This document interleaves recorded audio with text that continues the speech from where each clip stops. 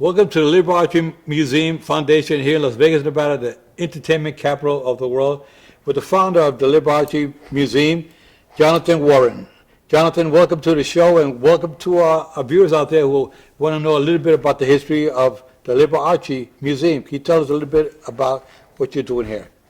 Yeah, well, the founder is actually Liberace himself. He set up the Liberace Museum in its Las Vegas incarnation in 1978. And it used to be on East Tropicana Road in a shopping center that he actually owned back in those days. And that closed, that lasted many years. It closed back in 2010. And I came onto the foundation in 2012, and we started looking for possibilities, and we managed to get the collection moved here to Thriller Villa with several years of donation by its generous owner.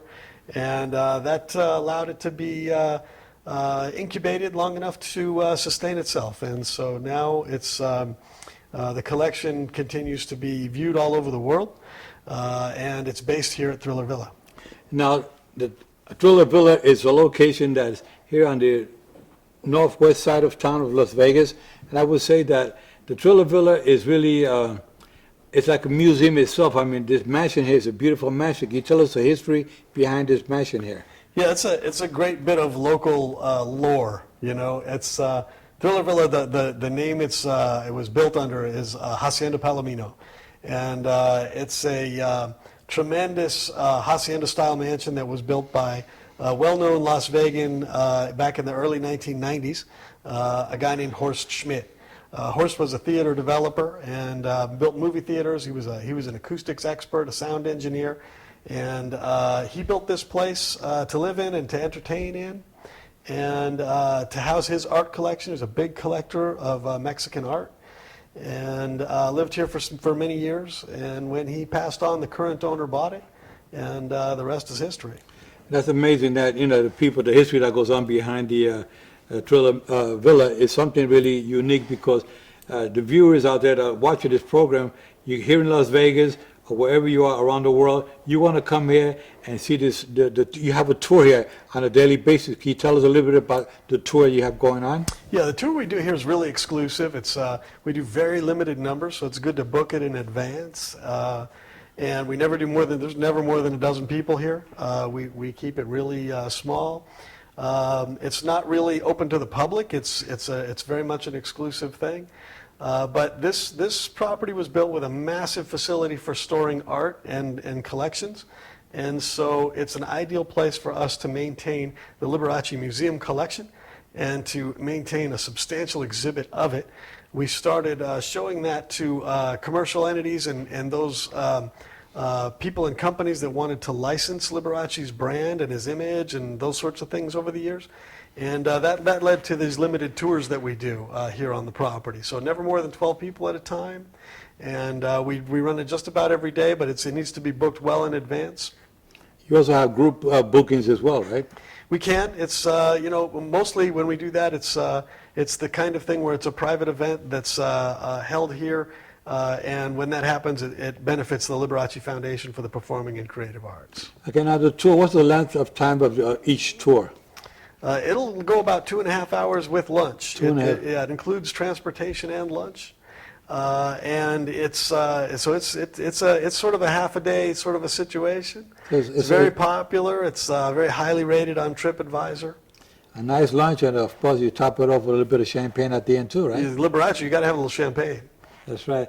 Well, I'll tell you that this is really an amazing location to come to, because I've been here through these tours on several occasions, and I can tell you every time I go through this tour, I learn something new. There's nobody with more knowledge of the history of Liberace than Jonathan Warren, the CEO of the foundation.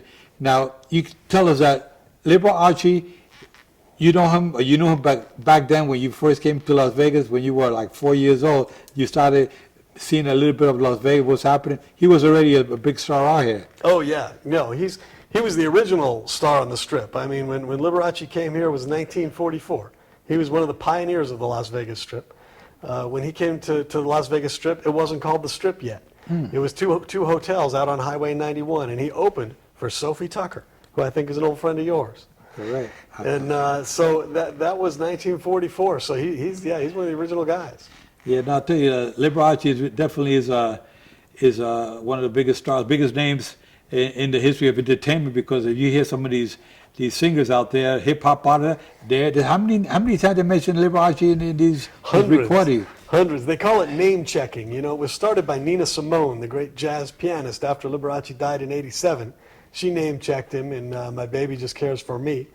Well, that went to number 5 on the British charts, and everybody else started name checking him too. So now he's in the music of everybody from Tim McGraw to Kid Rock to Billy Joel to Lady Gaga to Nicki Minaj. Now this here museum is unbelievable, only one of a kind. Because I mean, there's nothing. Not what you have here in this museum is you're showing these exhibits in different parts of the world. They hire the foundation or they hire the costumes that he's used throughout the years.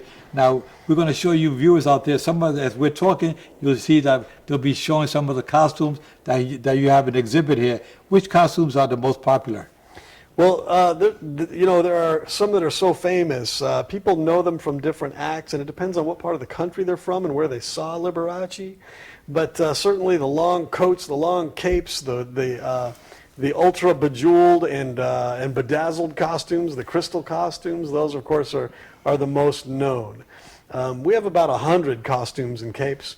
You know, if you put it all together, it's just it's tremendous. But they do travel around the country, and we presently have a couple of costumes heading over to the Metropolitan Museum of Art in New York. They'll be there for the Met Gala, and they'll be there until September 8th. We have costumes going into Monaco for Liberace's 100th birthday. There's all sorts of different exhibits pertaining to Liberace all over the U.S. and even around the world. Now here at the Liberace Museum, you have also pianos. I see they have several pianos around the mansion here. Can you tell us a little bit about some of these pianos, some of the history? It's a great setting here because the pianos go so well in a room like this, for example. I mean, here over my shoulder you can see there's one of the original pianos from the Liberace Museum collection. That's an early jazz type of a player piano, which Liberace owned. But there are several around the mansion here, and they date from as early as 1830. Wow. Some of them played by famous artists like Liszt and Brahms. So it's quite the collection that he had in the original museum, and those pianos are here on display. How about some of that glitter that all the fancy rings and everything? I got a few myself, but I mean, a little bling. He had a little bling. Tell us a little bit about the bling that he had. Yeah, Liberace was the original king of bling, right? So, recently his jewels were featured at the Paris Museum of Modern Art because he was really the harbinger of modern hip-hop jewelry. I mean, if you look at what Liberace wore in the 1970s, it's what everybody in hip-hop is trying to show right now. So they contextualized it that way at the Paris Museum of Modern Art, and it was there for 6 months.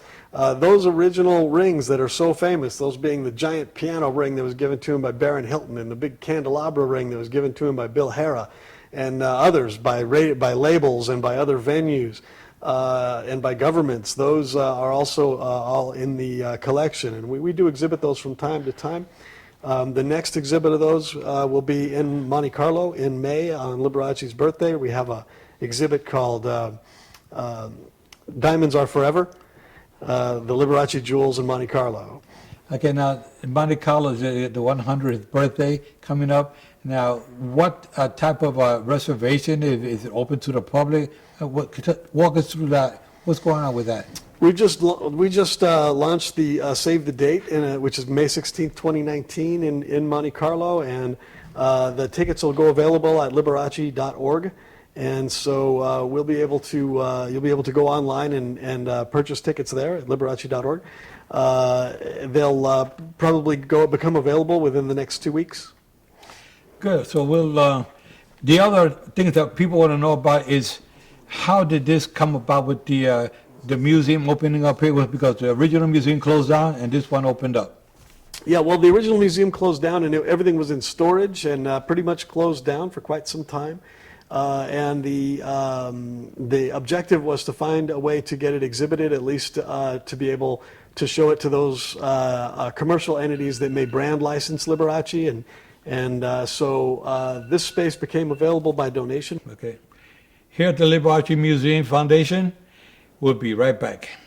Coming soon, La Mansión Luxurious Assisted Living Residence is nestled on the northwest part of Las Vegas. La Mansión provides luxurious accommodations coupled with optimal care. Residents needing assisted care can rest easily knowing exceptional care is our standard. La Mansión strives to help residents forget they're living in an assisted living residence and works to create an atmosphere reminiscent of a home, better yet vacation. La Mansión is a family-owned and operated assisted living residence dedicated to providing seniors assistance with activities of daily living such as dressing, bathing, management of medication, while providing high quality of life to all our residents. Our residence consist of 12 luxurious suites and will offer the latest amenities, privacy, and comfort for each of our residents. You can reach us at lamansionlv.com or you can call 702-630-4810 for further information.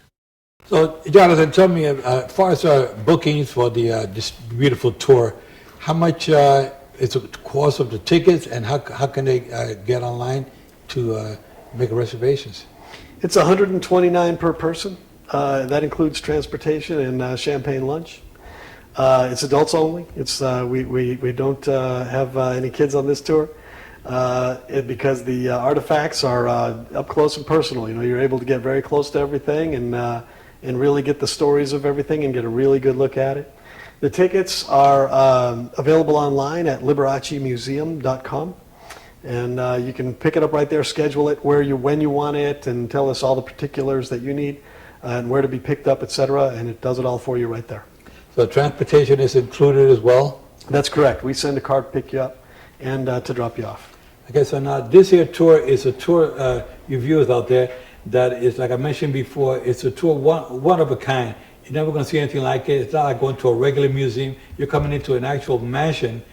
And the history of this mansion, as we mentioned before, it was built back in the early 90s. Yeah. And then the present owner took it over when the original owner passed away. Anel Iglesia owns it now. And of course, you've been here for how many years now? The foundation came in here in 2014. And after Consul Iglesias took back the property after the last tenant, which was a pretty famous guy too.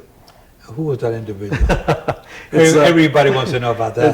This is the last residence of Michael Jackson. Really? Yes. So that's what a lot of the tourists that come here, a lot of the visitors here to the museum, Liberace Museum, not only are able to see all the artifacts of Liberace, but this is a room like where we're sitting right now. Sure. This is a room where actually Michael Jackson actually walked in every day and did some rehearsal. Sure. And wrote some of his songs. Sure, that's right. He lived at this place for 2.5 years with his kids, and when he came to Las Vegas and settled, finally this was the spot. There's quite the history of Michael Jackson in Las Vegas. The last 2.5 years of that was here at this house. People do come to have a look at that. That's how it came to be known as Thriller Villa. It is quite the space to see. And also, within the contextualizing of the collections here, you do find out that Liberace was quite the mentor of Michael Jackson. They knew each other since Michael was 14, when they performed together in London, actually, at the Royal Variety performance. And that's where Michael Jackson ended up with all that glitter, all the fancy outfits. He copied it from Liberace. They are known to have had conversations about that, and Michael Jackson's costumers made no secret of being influenced heavily by Liberace. Unbelievable. Now, Liberace is an individual that lived here in Las Vegas most of his life. He was originally from where? Milwaukee, Wisconsin. Milwaukee, Wisconsin. Yeah, he spent a lot of time in New York, a lot of time in Palm Springs and Hollywood, but Vegas was his favorite. Yeah. At what age did Liberace start performing? Well, he was a child prodigy, so he starts hitting the keys where people realize there's something about this kid when he's 3 years old. By the time he's 5, they realize he's going to be supporting the family. And by the time he was 14, he was. Would you say he was like a genius? Yeah, he was absolutely child prodigy, natural born talent, musical genius, no Yeah. question about it. Yeah, sometimes I think I'm like that, but then I'm told, Joe, you wake up, you're dreaming. You and me both. But I really think that this is going to be a great tour for the viewers out there. If you're a visitor here in Las Vegas, this is a must-see, off the strip location. It's an unusual thing, you know, people want to see, when they want to see what's really the history and culture of Las Vegas, this is certainly a peek into that. You know, Vegas has incredible history, but we do not wear it on our sleeve. And it's not as easy as getting in a taxi cab and saying, you know, take me over to the Louvre.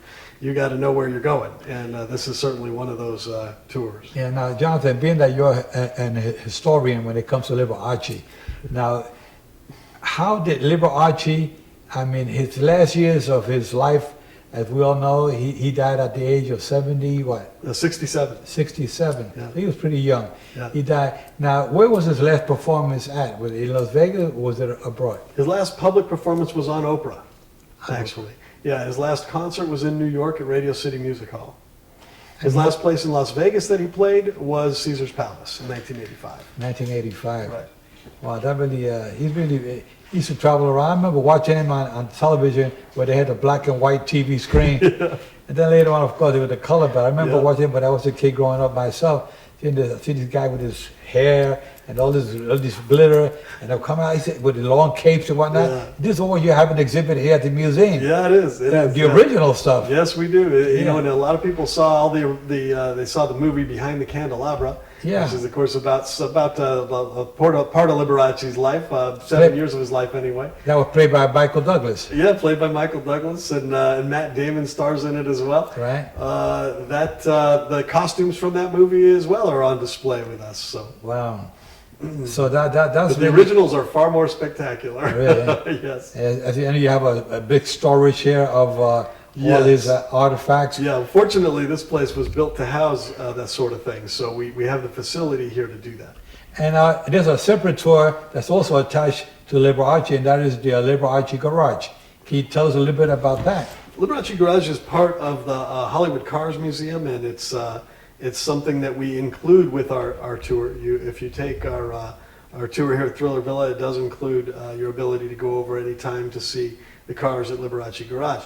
These are the cars that were on stage with Liberace. He was the first performer to take a car on stage in 1958 in Las Vegas when Mercedes-Benz had its conference at the convention center. It was, I believe, the first convention there. They asked Liberace to take one on stage. He did that. He liked it. He liked the impact it had, and it became a tradition. And soon enough, he took the most outrageous cars ever made on stage. The Grand Dame of them all is the largest Rolls Royce ever made, the Phantom 5, 1961 Phantom 5 Sedanca DeVille Rolls Royce limousine that he was driven onto stage. He rode onto stage at the back of that, the one that's white and mirrored, and he got out into massive capes and so forth. That car is the centerpiece of Liberace Garage. Well, that's amazing because, I mean, you could talk about garages and you think about a garage is where you park your car or you see the mechanics working on cars there, but this place is a place that's also available for private events as well. It is, yeah. You can party among Liberace's Rolls Royces, and As long as you don't get inside of them. that's right. We manage that, but it's also underneath some of his chandeliers, and there's some other great artifacts there as well that sort of lend some atmosphere to any kind of a Vegas event.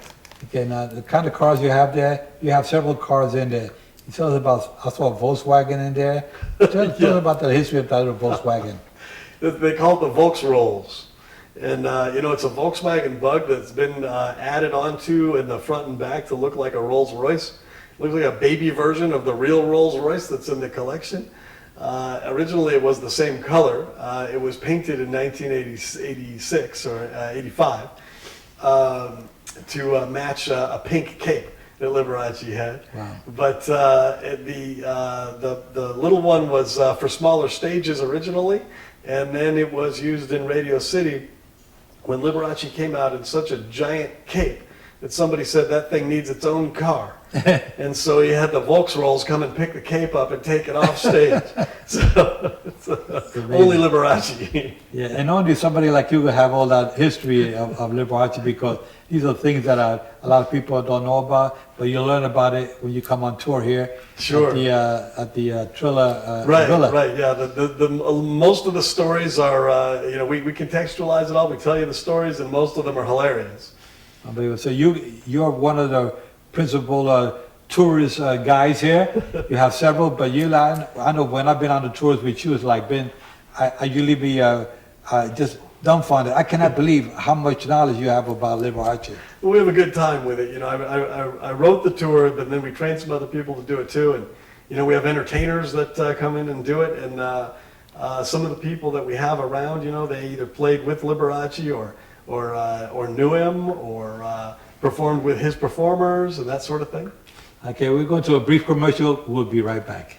Coming soon, La Mansión Luxurious Assisted Living Residence is nestled on the northwest part of Las Vegas. La Mansión provides luxurious accommodations coupled with optimal care. Residents needing assisted care can rest easily knowing exceptional care is our standard. La Mansión strives to help residents forget they're living in an assisted living residence and works to create an atmosphere reminiscent of a home, better yet vacation. La Mansión is a family-owned and operated assisted living residence dedicated to providing seniors assistance with activities of daily living such as dressing, bathing, management of medication, while providing high quality of life to all our residents. Our residence consists of 12 luxurious suites and will offer the latest amenities, privacy, and comfort for each of our residents. You can reach us at lamansionlv.com or you can call 702-630-4810 for further information. Back here again with Jonathan Warren, the chairman of the Liberace Foundation, and Joe Cortez, former international boxing referee. And of course, I love talking about Liberace, the museum, everything that we have here in Las Vegas. You viewers out there, it's a must-see museum. It's one of a kind. Now, tell us a little bit about some of the costumes that he has there, some of the jewelry, and tell us a little bit more about that. But what's in the museum collection itself? Yes. Yeah, of course, we have the costumes of Liberace, all the iconic costumes. There's about 100 costumes and capes. But we also have, most of his awards. The furnishings and collections from his houses, his crystal and those sorts of things. We have his pianos. We have 18 of his pianos here. We have his cars in the collection. We have a tremendous amount of photography and historic documents that would date all the way back to about 1919. And we have his jewelry as well, the famous Liberace jewels, all within the Liberace Museum collection. Now, tell me a little bit about the designer who designed all this clothing. Tell us a little bit about her. There are several over the years. There was Frank Acuna in the early years, and Mr. Ortiz as well, and the famous fur designer Ana Natis, who we're fortunate to still have around with us in Las Vegas. She was the fur designer of Liberace. Before that, she was royal couturier to Queen Frederica of Greece and her daughter Queen Sofia of Spain. So she brought quite an audience with her when she came to Las Vegas. Unbelievable. And also there's the costume designers Michael Travis, the famous Michael Travis, who was a big-time Hollywood costume designer when he came to work for Liberace. He created most of that super bling that Liberace is known for, along with Liberace. And one of his apprentices, who also created a couple of very memorable Liberace costumes, is Jim Lapidus. Jim Lapidus is still around as well, lives in Palm Springs, still in the industry, and we hear from him from time to time as well. Now, talking about Liberace's history, the past, when he first came to Las Vegas, he started performing. You say it was not called the Strip back then; it was just a couple of hotels there. Which hotel was his first performance at? The Last Frontier. Then called the Last Frontier, later called the New Frontier, and later called the Frontier. Okay. All right. See, you viewers out there, this man here knows so much about the Liberace Foundation and so much. That's why he is the leading role of this foundation. That's why he's the chairman, because there's nobody out there. I've been around with him a number of years, and every time I listen to him, he just can't believe all the knowledge that you have, all the history of Liberace. I don't think anybody on this planet knows more about Liberace. I think you know more about him than he knew about himself. Well, you know, his history is almost, now it's really a history of modern show business. He's sort of the godfather of modern show business. You know, the Las Vegas Weekly did an article on the top 25 headliners in Las Vegas history. Number one was Liberace. They did a lot of homework on that. They said every act, every headliner in Las Vegas history could be traced to or through Liberace. Now that the viewers out there are getting a little bit more, getting more educated in reference to Liberace's history and whatnot, where does this the story, the history about Liberace, where do we go from here? What's the purpose of Liberace Foundation? You know, it's to support the performing and creative arts. And it continues to do that. Just last week here at Thriller Villa, we have an amazing concert space called, it's the Chapel here, also known as Neverland Chapel. And it is an amazing acoustical space that seats 74 people. And we had the choir from the College of Southern Nevada come and do a whole exhibition night and an amazing concert they did under the direction of Professor Mark Wary. Okay, now can you tell our viewers again how to purchase tickets, how to go online, what's the process? Absolutely, yeah. So it's to come and check the place out. It's liberacemuseum.com. And you can purchase tickets right there. It gives you all the details, the open dates and whatnot. We recommend doing it far in advance because the maximum number we take through at one time is only 12. So we never have a lot of people here at one time. And it's a long tour. It's 2.5 hours, including lunch. So make sure you book in advance and get yourself a space. Again, the website? liberacemuseum.com. Okay, viewers, we'll talk to you next week. Take care.